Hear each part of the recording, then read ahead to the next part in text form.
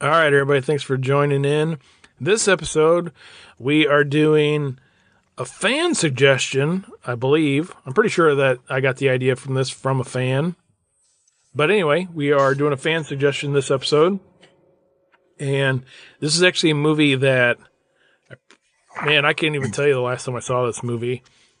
And at first I was like, oh, it's not that old. And then I was like, oh, wait, it's almost 30 years old? What year Damn, did it come out? I'm old. It came out in 1990. Did it really? Okay, I was right. I thought it was going to be very early 90s or late 80s. I wasn't sure Oh, if it yeah, crossed into the 90s. Okay. man, I actually thought it was later than that. But Hmm.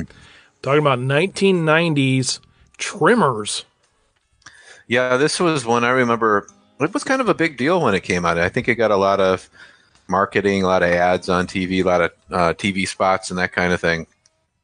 And then I do remember finally seeing it when it came to the video store, and it was one of those Friday night rentals for me back then. And it's, to be honest with you, just kind of like I think what you just said. It was like one of those films I rented once, saw once, and that was it. I never went back and revisited it till now. Right. And what's weird with the Tremors, and I mean, I've known this for a while going into this. I know I saw the first one, and I also know that Tremors, like, not all of the movies of that time period, but the one thing with Tremors that this kind of reminded me of was that it seemed like this would have been targeted towards the same sort of crowd that Critters would have been targeted towards. Oh man, it's so funny you say that. I was just thinking this franchise really reminds me of the Critters franchise. Even though, I Right. mean, they're different storylines, but same thing. Yeah, and what I was going with that comparison to Critters is exactly that. It's a franchise, and there's like, I think 6 Tremors movies, maybe 7. I know there was a thing like, so again, similar to Critters, like last year, or earlier this year or something, where one of the networks picked it up and was going to do like a series or something for it. For Critters? No, for Tremors. Oh no, for Tremors. Okay. I think recently I heard something like that, kind Yeah. of like Critters is going on with the Yep. Shudder thing. Yeah. So it's kind of funny, but well, and I shouldn't say but very similar to Critters too. I mean, I haven't really seen much of the Critters franchise outside of we talked a little bit about some of the stuff from them last year or the year before or whatever.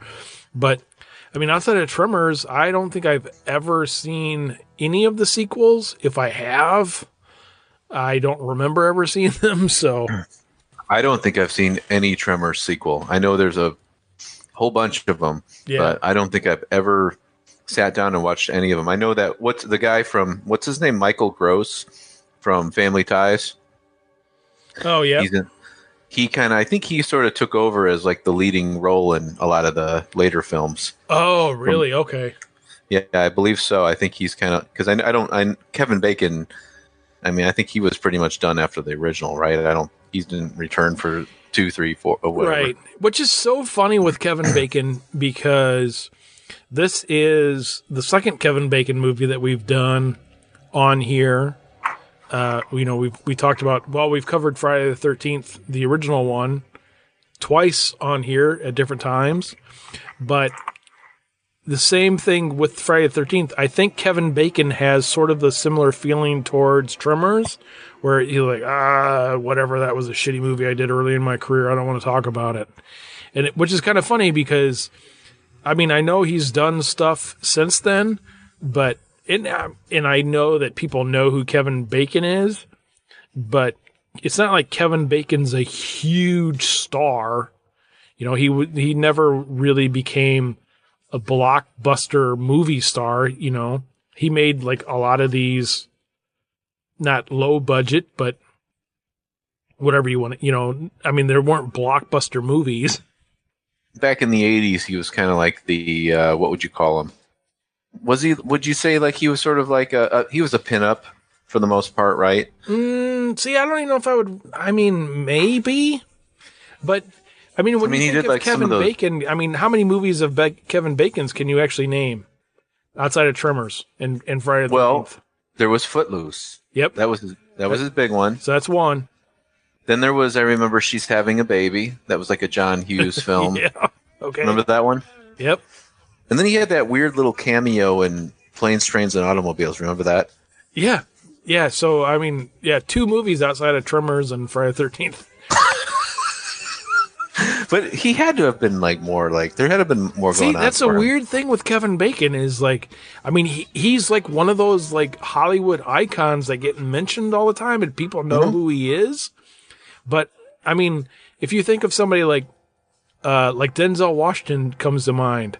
I mean, you can name like 15 Denzel Washington movies or, you know, Bruce Willis or, I mean, I don't want to get into like action guys or even really horror guys because I mean, that's a little different. But the thing with like, the thing I always thought funny with Kevin Bacon was, you know, Kevin Bacon had these movies and he was just like, oh, I'm too good for that. Like, what are you doing now, dude? You're not doing anything. Because that one he made, and he's made some decent movies. Because the one Kevin Bacon movie that I think of that a lot of people don't really ever think of is Stir of Echoes.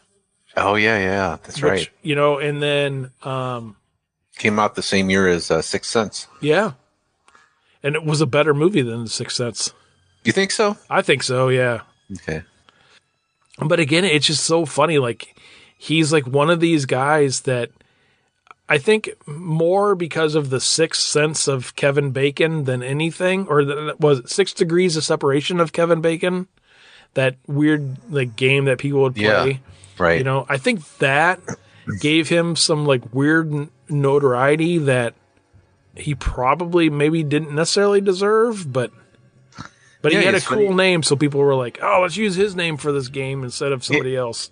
It's funny you say that because I do like now I'm looking at thinking about his career and it's like, you know, obviously as a horror fan, you know, the first thing that comes up is Friday the 13th, but that's not really even for him. That's probably like, you know, that's not something he really thinks about. But Footloose was his big thing that probably catapulted him to stardom. Everything else, so yeah, I can't really think of it. Right? It's so weird. It is weird, yeah, because I think of like, you know, think of around that era, you know, then there was like the Michael J. Fox, and you know, what's the first thing you think of with him is Back to the Future, and that was such a big franchise, and then he had like, you know, other movies and whatnot around that era too.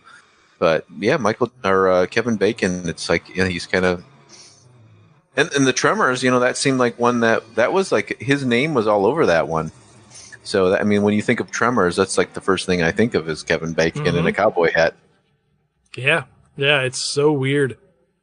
Because, you know, another guy that sort of had a similar, a little bit different, but another guy that I always think of, anytime I think of Kevin Bacon, is Paul Rudd. I don't know if you know where I'm going with this or not. No, I don't. I'm not sure. But Paul Rudd was in Halloween 6. He played the adult version of Tommy Doyle. And he made that movie, and then, like, I don't remember if that movie had come out yet or not, and he got called in to, like, start filming Clueless. Maybe he's come around and been like, oh, yeah, I was in that, but I know, like, for a long time, Paul Rudd was like, I don't want anything to do with that, and, you know, like, I'm not going to do any conventions or anything. Like, if you think of somebody like Paul Rudd, I mean, yeah, he was in Clueless, but he was in 1,000 other things, and you could probably name a lot of them, or at least, like, if somebody said, like, oh, hey, this, and then you'd be like, oh, yeah, that's right, he was in that, that's right. I mean, because he was in a lot of those stupid comedies and stuff, and then... Oh, was he? You know, but he was, like, also, like, an Ant-Man and stuff. So his career definitely excelled. And I'm not saying that Kevin Bacon like fizzled out or anything. It's just Kevin Bacon is one of those names. Like he's a household name. Like my kids can, like if I say Kevin Bacon, they're like, yeah, I know that name. But they couldn't pick him out of a lineup. That's the thing I'm like kind of getting at. He's one of those names like everybody knows, but nobody like knows who he is, or could name like 5 movies he's been in. That's so weird that you say that because I've never seen him that way. I've always thought of Kevin Bacon as this 80s icon or whatever. Yeah, but now that I've put it in your head, now you're gonna be thinking about it, and you're gonna be like, "Son of a bitch, he's right." Yeah, because you're right. Yeah, because I cannot think of any other of the films in that what we talked about. That's so. And I'm not even going to go on Google or anything like that to look it up. I'm just going to go from my own thoughts. I mean, I know Footloose again, like I said, and Friday the 13th, which it's hard to say that was a big role for him because something that he doesn't. I don't think he even really acknowledged. He kind of like the Johnny Depp in Nightmare on Elm Street. Yeah, kind of the same thing there. Yeah, both those guys don't. You're never going to see Johnny Depp or Kevin Bacon at a horror convention. Yeah, probably not. But right hey, there. You saw JLC at one, so you never know. Maybe down the road as they get older. Well, they're both pretty old now. That's true. I think they're both as old as Jamie Lee Curtis. Are they? I think she's still got them. I think she's still a little. She's probably a little bit older, yeah. But I mean, yeah. Johnny, it always amazes me every time I hear I can't think of it off the top of my head, but I think Johnny Depp was like 54 or 55 or something. Yeah, he's past the big 50, yeah. And it's always like, really? Damn. But then, yeah, you think about it, and you're like, oh yeah, he was like 19 in 1984, so I guess that makes sense. Yeah, the first time I saw Johnny Depp, was in. I don't think I ever even watched the show, but I remember the commercials all the time for 21 Jump Street. Oh yeah, yep. Back in the Fox was like, I think it was hooked on the Fox network or whatever back then. Like they had 21 Jump Street. They had, remember that show? What was the show about the Parker Lewis Can't Lose about the high school kid? Oh, I never watched that show. But you remember it? Yeah, I think so. Rings a bell? Okay. That Herman's Head, I think that was on there too. Yeah. I was huge into Married with Children. Was that Fox too? Yep. Okay. And The Simpsons. I remember Simpsons, yeah. Oh yeah. I remember. Well, we used to watch Tracy Ullman every once in a while, but I mean, I actually remember watching the first episode of The Simpsons, like when it first aired, whatever that was. Wasn't it a Christmas episode or something? I have no idea. But I remember like, oh, this is going to be so cool. But yeah, Married with Children. I mean, I was a huge Christina Applegate fan back in the day. Nice. I had a T-shirt that said Kelly Bundy used to be my girlfriend. And then I remember one time when whatever grade I was in, maybe I was like a freshman or something, but I had ordered these pencils from someplace that said I used to date Kelly Bundy. Oh, nice. Yeah, I was huge. Very nice. Christina Applegate. Cool. And so you can only imagine my excitement when Don't Tell Mom, The Babysitter's Dead came out. So you had Christina Applegate and Danielle Harris in the same movie. Too funny. Yeah, I remember that. I remember that movie. I own that movie on VHS. Do you? Yep. Nice. I'm only allowed to watch it by myself because my wife's like, I'm not going to watch you drool over there. This is kind of weird for me, I guess. Like, we talk about 90s horror, and 90s horror is like one of those things that's sort of forgettable and we don't care about really. Like, I don't own any Scream movies or I Know What You Did Last Summer. They just don't do it for me. Urban Legend, I've never seen any of those. And I think like this period of time, like this, like Tremors was like, they're coming up with films, trying to get like some iconic monster films for the 90s or late 80s, early 90s, whatever. And Tremors was the one that kind of like spearheaded it in a lot of ways. You see like, it was, even if you look at like the poster art where they show like the monster, like what was it, like a snake or a earthworm or whatever, creature coming up from underneath the ground towards the hapless victims on top of the ground. It's kind of got that Jaws vibe to it.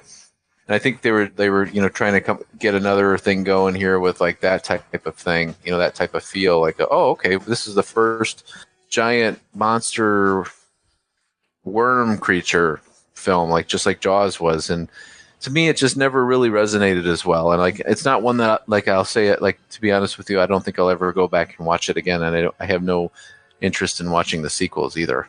The one thing that I was curious about when I was watching this, was this a thing of was it a product of the time? Because I know that Arachnophobia came out in 1990 as well. And I think we talked about this on a different episode. I don't remember which one. But where it seemed like to me that this would have been one of those movies that came out and, you had somebody like one of us, for example, somebody who's been a horror fan since they were a kid, and you have something that comes out that looks like it has, some horror elements to it, a monster movie, if you will. But at the same time, it's family friendly. So, maybe it's a good opportunity to take the wife and kids out to a movie and see something that's not another fucking Disney movie. Yeah, right. Exactly. Which I think is where a lot of the movies of the time, I mean, Critters was obviously before this, but, like I said, with Arachnophobia, and I think that if I remember right, I can't think of any other movies off the top of my head, but I think that these sort of monster, like PG-13 rated movies were kind of a thing in like 89, 90, 91, if I remember right. Yeah, maybe they were starting to do that, kind of like broaden their audience like that. Interesting. Yeah, I could be completely wrong. I mean, I know Arachnophobia came out like around that time frame, so. But, I mean, you had to think of Hollywood, back in those days, because, I mean, Disney definitely was pumping shit out back then. They had kind of it seemed like anyway, they had like a bit of a break where they weren't really doing that many animated movies. And then all of a sudden, like the 90s came around, and then Disney was pumping out animated movies again. Seemed like once a year.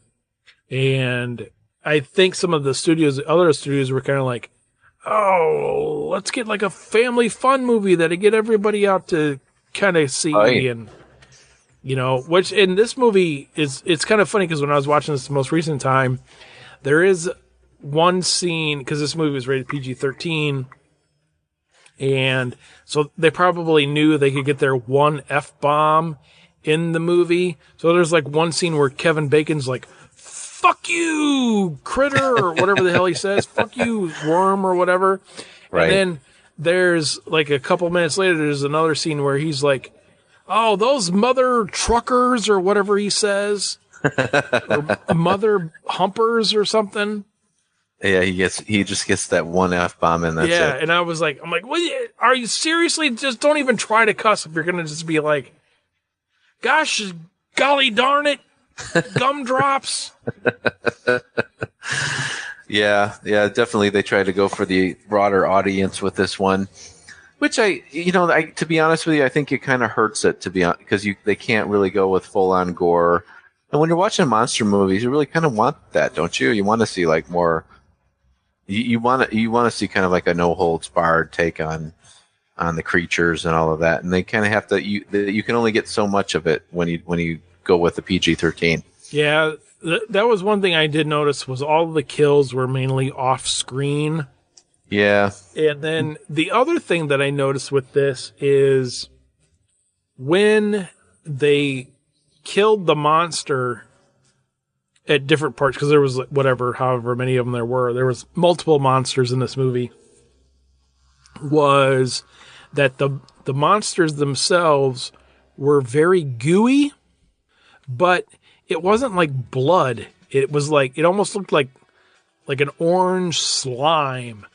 So I would assume that kind of goes along the lines of what you were saying with the ratings board and stuff, where the ratings board's like, oh, that's not blood. That's fine. You can have as much as that you want. We don't care. Right. As long as you don't have the red stuff on there, sure. Yeah, because there was the one scene where the thing blew up in the middle of the desert, and it was very reminiscent of Jaws.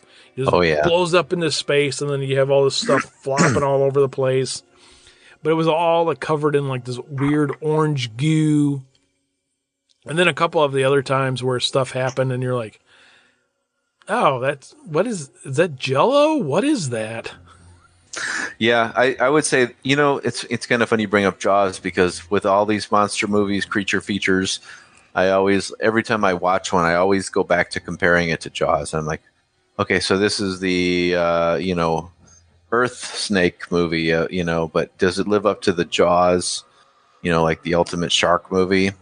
And that's kind of how I always rate these films. Or did I enjoy it as much, or was it as fun? That kind of thing. So I think this one was in a lot of ways very much influenced by Jaws, and even some of the, the scenes where they don't show the monster, but they show it dragging something around, whether it be dragging somebody or dragging a pogo stick. What was it? Pogo stick or whatever, and that kind of thing. And it sort of has that whole feel of they're probably very inspired by Steven Spielberg's Jaws when filming this. I'll let you go first. What do you give this one? Well, this is a tough one, because I don't want to say this is a bad film. I wouldn't say that this is something that you got to totally avoid this, because it's not that. It's got there's some merit to it. You probably will enjoy it one way or the other. I would never go back and see it again, but it's kind of, I can see it as sort of I got nothing else to do. What's on Amazon? Oh, okay, I'll watch Tremors. I don't know about the sequels, but this one, I'm going to go ahead and give it a thumbs up, but it's a very light thumbs up, and you definitely need some beer and popcorn for it. You definitely need to kind of kick back, and it's not something that you're going to probably ever revisit again, I guess you would say. Yeah, I will sort of go in line with you on that. The one thing I will say is, while I was watching this, the one thing that kept popping in my mind is, you see every once in a while, people will ask, we're in a couple of different Facebook groups, and people will ask oh, I have this 5-year-old son, or my 5-year-old nephew is coming over this weekend, and he knows that I'm a big horror fan, so he thinks he's going to get to see some horror stuff. What should I watch him that's not Freddy or Jason? Kind of a stuff. And I have, while he's just 6 months old now, but, I have a nephew, and the thing I kept thinking of was when this was coming on, I'm like, oh man, I could show him this in 5 or 6 years, and he would probably love it. So with that in mind, I will say that I will give it a thumbs up for that this is one of those movies I think would be a good introduction to a monster movie for a younger, potential fan, if you will. Perfect. But, if you want to have, if you're looking for something for yourself, if you're whatever, 30, 35, 40 years old, and you're hanging around on a Friday night, especially nowadays with everybody being locked down, is there better stuff out there? Yeah, there is. If you've never seen this before, is it worth checking out? Yeah, it is. So for those reasons, I'm going to give it a thumbs up. I don't know why all of a sudden there at the end I felt like I was on Shark Tank, but